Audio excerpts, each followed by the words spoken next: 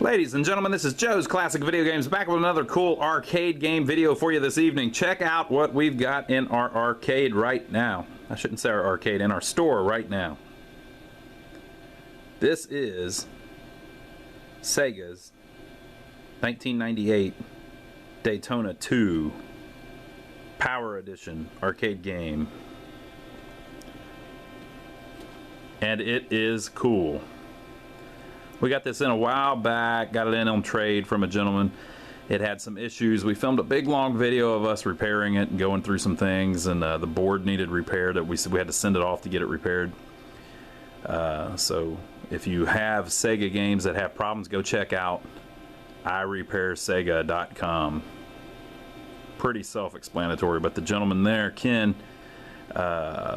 used to work for Sega, and he knows how to fix all their stuff. So if we had a board problem, we sent it off to him.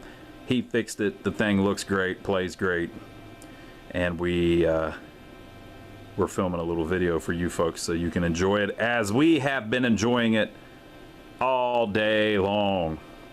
So now the history of this thing, if you think about it, Sega came out with Daytona USA, the original one, and it was groundbreaking.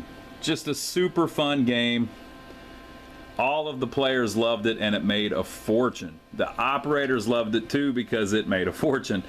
I spoke with an operator about back when Daytona came out, and he told me a neat little story. He said that the original Daytona, he said that whenever it came out, you know, it was supposed to be $1 per game, but the things were very expensive, something like 10 grand each or something like that,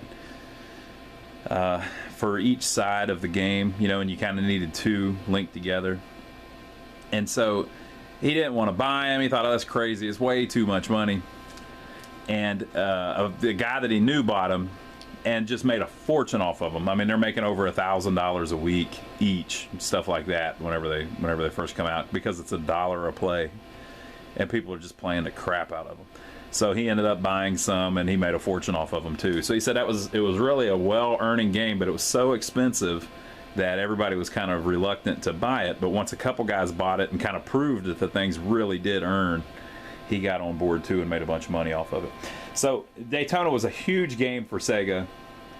You know, I'm sure they made a fortune selling those. They must have sold a ton of them. It had to have been one of the best-selling games of the 90s, if not the best-selling game of the 90s. So whenever they got ready to make Daytona 2, they really had to make sure that they didn't screw it up. And I think most people would agree that they did not screw it up. They did a really good job of it. So one of the things that they did was they made this new cabinet that's metal. So the thing, it's literally metal. Extremely heavy. But it holds up. Here we are 20 years later. This thing hasn't been all that well taken care of. It's been neglected a little bit, but the cabinet is still in really nice shape because it's made out of steel. I mean, it's hard to mess it up too much. I think this is the same cabinet that like Crazy Taxi was in and some things like that, I believe. The cool side art. And like they did on Daytona, they put numbers on all of the seats. So if you bought like 4 of them, you could buy a number kit that had a 1, a 2, a 3, and a 4 and link all 4 of them together. We just lucked out and got the one that had a 1 on it, since we only have 1 of them. These things are very heavy with that metal cabinet. I was moving one once and had trouble getting it on a lift gate by myself, because you have to lift the whole back of the cabinet up onto the lift gate. That's tough, people. I mean, I kept messing with it. I was trying to just walk one wheel up on it. I kept messing with it. I think it took me 15 minutes before I got the thing up on the truck. It's almost embarrassing to say that, but they are really heavy. I mean, 600 pounds maybe, something like that. They are very, very heavy, but they do have casters under them, so they roll easily. Now in the repair video that we did, we show all in underneath the seat and everything. This game is super complex, just like the original Daytona was super complex. If you're a player, you probably have no clue all of the stuff that is inside of this to make the game work. But I'll run through it real quick for you just so you know. Okay? So the power comes in from the wall and goes to a power supply. The power supply creates 3 separate voltages, 12 volts, 5 volts, and 3.3 volts. And the game runs off of all of that. The 5 volt and the 3.3 volts is adjustable. Okay, so the power supply sends power over to the game board. The game board has about 4 boards in it in a stack. So there's the CPU board, the video board. I think there's a 3D board or something like that. There's a ROM board, which is like a memory board, and then there's a communication board where the game can communicate with another set of Daytona boards. So all of that is just to create the game. Okay, and so then the game sends a video signal up to the monitor, and there is a monitor board which was made by Nanio, which is the CRT. So all of that is kind of similar to how most arcade games are. The game board also sends a signal over to a soundboard. So the soundboard has a couple boards on it and creates all kinds of different stuff. So it creates there's a ton of sound effects. So, air wrenches and crowd cheering and other cars going by and all kinds of little sound effects that are created. Then the soundboard also creates an engine noise that's complex as crap. So there's separate engine noises for like each speaker, for if the car is going through a tunnel, all of this, and it was a big deal where they wanted it to sound like a Daytona race car. Well, I shouldn't say Daytona, but a NASCAR race car, basically. Even though I don't believe this has like the NASCAR. This doesn't have the NASCAR license. There's nothing. I don't believe there's anything NASCAR on it. It's just a NASCAR type race car in it. Okay, so the soundboard creates all the sound effects, it creates all the engine noises, then it also creates all the music, and the music is significant in this game. It may be the best video game music ever in an arcade game. It's literally that good. And then they also create a bunch of speech. So there is an announcer that talks to you, but there's also a pit crew guy that talks to you in your helmet. So the soundboard creates all of that, and then it sends all of those 4 separate types of sounds to a mixing board, like an equalizer board. So that board kind of combines them and does different things and blah, blah, blah, blah, blah, and then interfaces with all of the speakers. So there is a left speaker and a right speaker. These are the front speakers around the monitor. And then in the seat there is actually a left speaker and a right speaker and then a center speaker. There's also a low pass filter that I think the sound for the center speaker goes through, so that it only plays bass. And then I think that's it for the sound. So then also the power supply of course runs the soundboards too. The power also goes over to a driver board, which controls the steering feedback. So behind this control panel is a big huge motor hooked to the steering wheel, and the whole purpose of the motor is to accurately fight you while you're driving. So basically they're the force feedback system on the cabinet. And other games have done this before, and of course Daytona did it really well too, but the one in this one's very complex. So I don't know, they probably spent a fortune and a ton of time just getting the mechanics of how the thing gives you resistance as you play. It literally feels like you're driving a freaking car. I mean, it feels like that steering wheel is connected to a drive shaft that is connected to the road. That's just how it feels. They did a great job. So the driver board controls that, but the way that it controls that is there is another board that's called the servo motor board that has a bunch of big power transistors on it that is actually what sends the power out to the motor to make it where it can reverse and all of that. So it's an incredibly complex machine. You've got a shifter here. You've got, of course, the steering wheel is also connected to a potentiometer that goes to the the game board. You've got some little lights over here that work, and view buttons and all of that. And then it also sends AC power up here to the top to make the light on the top work. So my whole point is, it was a very expensive game. It's very complex, and whenever you buy one of these, a lot of times, like if any of that's messed up, then it's not the real experience. You know what I mean? So if the view buttons don't work, the game's kind of half meh. You know, if the monitor is messed up, the game's kind of meh. Yeah, it ain't quite right. If the sounds are messed up, any of them, the sound effects or the music or the voices or the engine noises, the game doesn't play right. If the feedback doesn't work, where it fights you when you're driving, the game doesn't play right. You know, so to get one 20 years after it was made back to the condition that this one is in, where it plays just like it was supposed to, is really something, folks. A lot of times you'll find these around, but there's something messed up on them. But not this one. This one plays great, so we're proud of it, obviously. So this is Daytona USA 2 Battle on the Edge, but this is the Power Edition. So now we got to talk about the difference between Battle on the Edge and the Power Edition. This is the first board, the one that the track is racing on right now.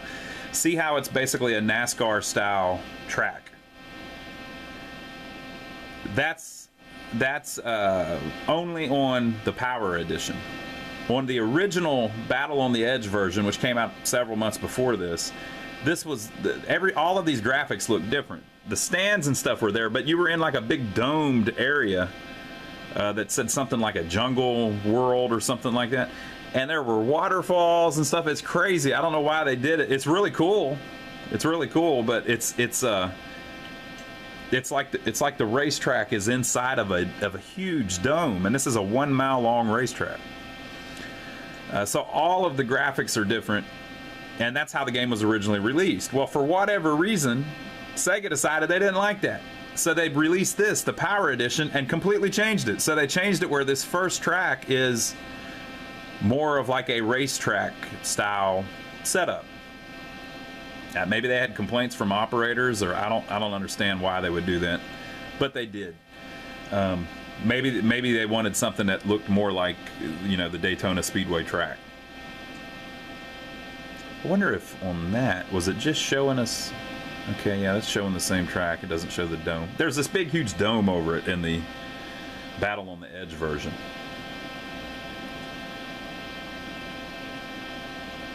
There it is again, same track. Okay, so that was one of the changes. One of the other changes in this Power Edition is that it added a car. So it gives you that. On the original Battle on the Edge, you had 3 cars you could pick. It was the easy one, the intermediate one, and the expert car, or I think it's called the professional car.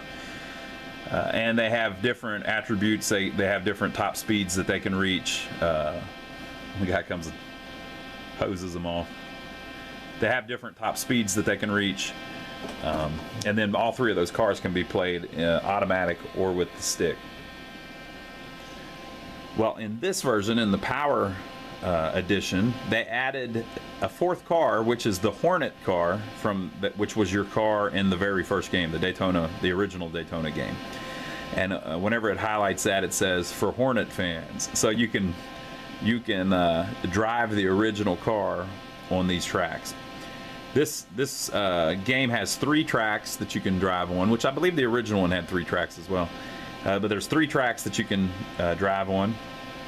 And in the Power Edition, they added a 4th. It's not really a track, but basically they call it the challenge. I guess they call it a track, the challenge mode, where you go through and you play each of the other 3 tracks to whatever, see how good you can do. Okay, and then it also changed the physics of the car slightly, although I wasn't able to find anything online where anybody said what they changed, but apparently they updated the handling ability of the car just slightly. And they also on the expert track, or the hard track, they flattened out one of the curves because it was just crazy, so they made it a little bit easier to get around that curve. But we'll play that here in a minute. I think this is the expert track here with the swinging ship over the track, just nuts. But graphically, this thing is fantastic too for the time. In 1998, there was nothing going on like this, man. This thing was killing it. Whenever you know, its competition at the time in the arcade was the Cruisin' series, which was fantastic, and then also the San Francisco Rush series, which both of those are fantastic too. But this is by far the most complex of the driving games that were out. So I'll hook up the tripod and we'll play through all three tracks and get it on camera. Now the sound, you may not hear the sound. Basically, they haven't done really a home port of this game where you get the full effect, and it's hard to get the full effect on a camera because just the way the sound works. These speakers play the engine sound because the engine's in front of you, and they play the announcer sound because the announcer's in front of you. So gentlemen, start your engines, and all that comes through these front speakers. But these rear speakers are near your head when you're playing, and they play the music, so you can listen to it the whole time. And then they also play the pit crew guy playing. Like he's telling you, this is the final lap and all this stuff. And it's a little bit distorted because he's talking to you through the radio and everything. So whenever I film it, you're not going to get, it's not quite the same as if you're here, because my camera's not going to pick up how cool the music sounds and all of that. And then also it's not going to be mixed quite right because you're not going to be as close to the speakers as my head is and all of that. But hey, we'll get through it. All right, folks, we're going to play through it. I'm going to I'm gonna turn up the back speakers just a little bit, which is going to make it more annoying for me because it's right in my ears, but you'll hear it a little better on the camera, and the music in this thing comes through those speakers, and that's like the coolest part of the whole thing.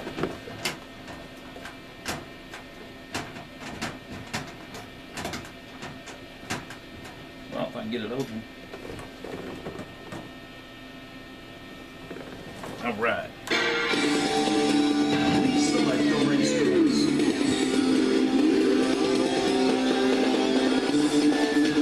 We'll do beginner first. There's the challenge. Please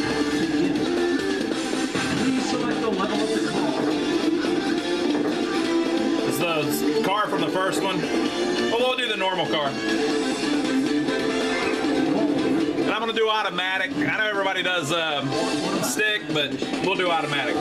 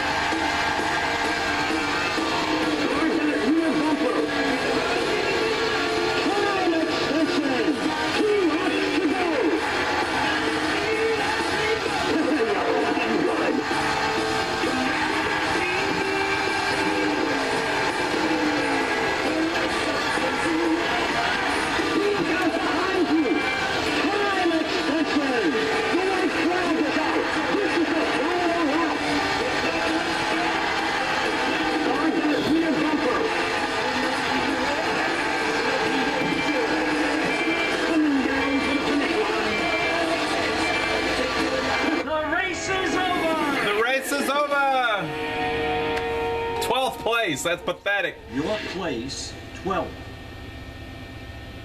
Game over! Okay, so I checked the tape and the sound. You can hear it a little bit, but I turned up the speakers even higher so that you can hear the sound a little better. Hopefully the music. But it's right in my ear. Ah, man, making it hard on a brother.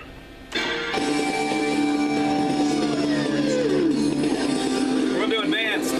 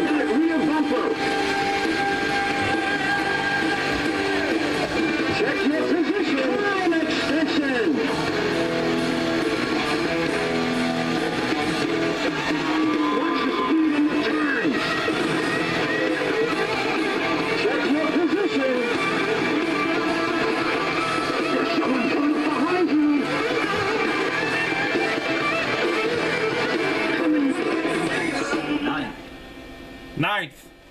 Game over! Man, it's so fun though. Now, listen. I gotta turn the sound down though. Driving me crazy.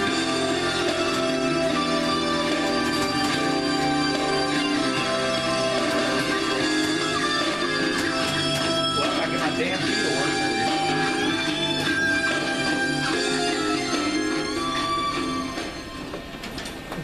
All right. So, we're going to do the hard course. It's not going to get any better, people. I do the best on the easy course, believe me. Expert.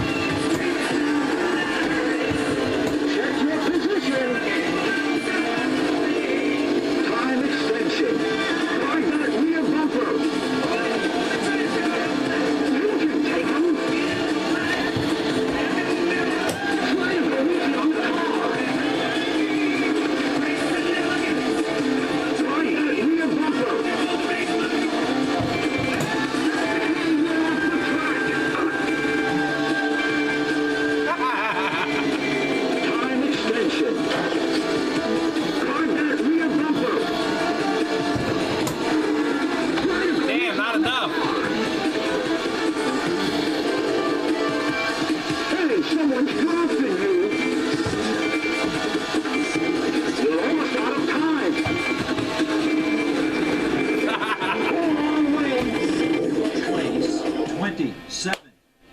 Man, that was horrible. Game over! I tried to do the power slide a couple times. 10.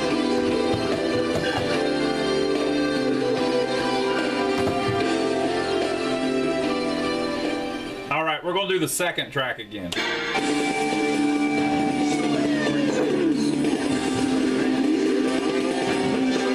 I'm gonna try the easy car.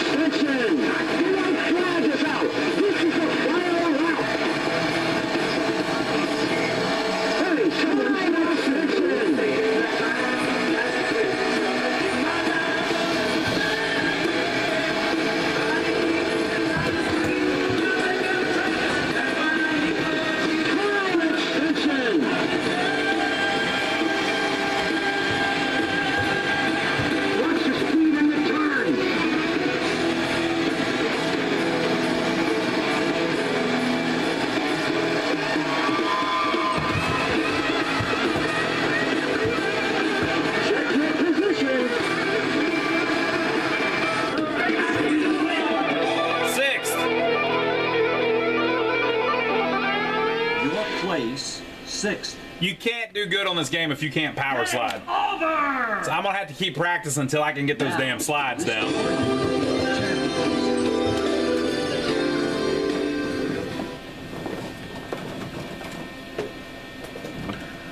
And now for a little treat.